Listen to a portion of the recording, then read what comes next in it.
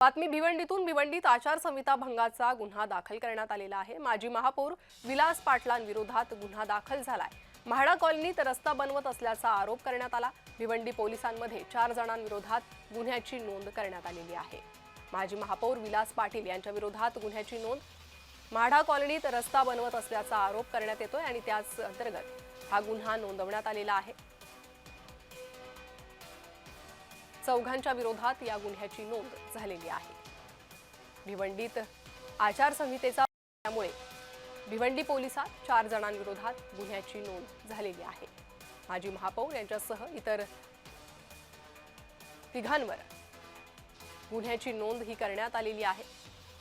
आचारसंहिता काळात रस्ता बनवत असल्याने गुन्ह्याची नोंद झालेली आहे। म्हाडा कॉलनीत रस्ता बनवत असल्याचा आरोप करण्यात येतोय। त्याची काही दृश्यही समोर आलेली आहे आणि त्याचमुळे पोलिसांनी ही कारवाई केली। 4 जणांच्या विरोधात गुन्ह्याची नोंद करण्यात आली। भिवंडीत आचारसंहिता भंगाचा गुन्हा दाखल करण्यात आलेला आहे। माजी महापौर विलास पाटील यांच्या विरोधात हा गुन्हा नोंदवण्यात आलेला आहे।